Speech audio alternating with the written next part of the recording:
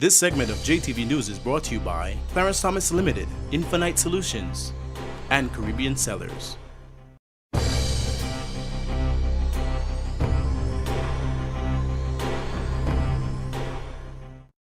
More than 50 stakeholders at the 4-day CARICOM sub-regional meeting on youth gangs and violence agreed that the intervention was exceptional in sharing information and in presenting models to address youth gangs and gang violence at the national level.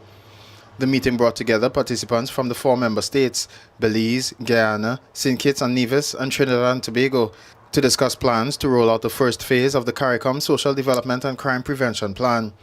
It focuses on youth gangs and gang violence and is aimed at strengthening the capacity of youth and community members to design and implement programs to address gang information and gang violence among and against youths. In addition, the project aims to increase livelihood opportunities and employability for economically and socially marginalized youth. The plan is grounded on 5 pillars: reduce violence, foster social inclusion, promote integration, empower victims, and protect the environment and economic resources, which are linked to the regional development agenda. Prime Minister Kamala Persad-Bissessar says she has handed over the video and transcripts of Works Minister Jack Warner offering advice on gifts from former FIFA official Qatari Mohammed bin Hammam to Caribbean Football Union officials, having handed over to Attorney General Anand Ramlogan for his advice. He resigned as FIFA vice president in June in the midst of an investigation into claims that he was the mastermind of a meeting in Port of Spain in May when then FIFA presidential candidate Mohammed bin Hammam allegedly paid bribes to see a few members. 5 months later, a video of the meeting has surfaced. Mr. Warner deems the video a contempt, saying, quote, "It seeks to influence international opinion against what is clearly a conspiracy against the delegates of the Caribbean Football Union," end quote. The video is dark and was clearly clandestinely shot. Mr. Warner says he knows who shot it. It's not all true, he says. It is my voice, and the tape has been spliced. On the tape, he is heard explaining to see a few delegates that bin Hammam wanted to bring gifts to the meeting, which was arranged on his behalf, but they would have been too bulky. I told him he need not bring anything. He says yes, he wants to bring something for the countries that will be equivalent to the value of the gift he would have brought. I said to him, if you bring in cash, I don't want you to give any cash to anybody. Mr. Warner says even FIFA President Sepp Blatter knew of the gift. It's no secret. I told Blatter also about the gift as well. But let me talk to New York. Let me talk instead of you running to New York and tell everything. I know who they are. There are some people here who believe they're more pious than thou. If you're pious, open a church first. He also put on the table that the man being groomed by Blatter to take over FIFA was Frenchman Michel Platini. The choice, he said, was theirs, and accepting the gift was also a choice. The gift you get is for you to determine how best you want to use it for development of football in your country. CFU delegates are now in Zurich involved in disciplinary proceedings. Mr. Warner says that the leak of the video in these circumstances is subjudicious and contrary to the very principles of law and justice. You have seen the video. In some ways it has been doctored, and you guys who in the media bound to know when a video has been doctored somewhat. I am not prepared to go into that as yet. Guys, let me tell you something. I want to say to you again, the release I give you, I stand by. And when I am prepared to speak, the whole world will listen. Reporting for CNC3, I'm Roger Sant. Jamaica's Prime Minister Bruce Golding broke ground for restoration work on the childhood home of Jamaica's first national hero, the Right Excellent Marcus Garvey, which he said will not only be a shrine but an attraction to tourists. The home, located at 32 Market Street, St. Anne's Bay, will be restored as much as possible to its original structure and will include a ceremonial park where persons can learn about the life and work of Garvey.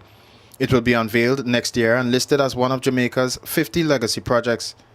Mr. Golding said the project should have been done long ago. The Prime Minister added that several efforts have been made for the pardoning of Garvey in the US, which have been unsuccessful, and in Jamaica, there are some legal procedural issues that have been encountered. He directed Minister of Culture Olivia Grange to enact a statute or act in Parliament before the 50th independence celebrations to recognize that Garvey is not a criminal, but Jamaica's most internationally famous and effective hero.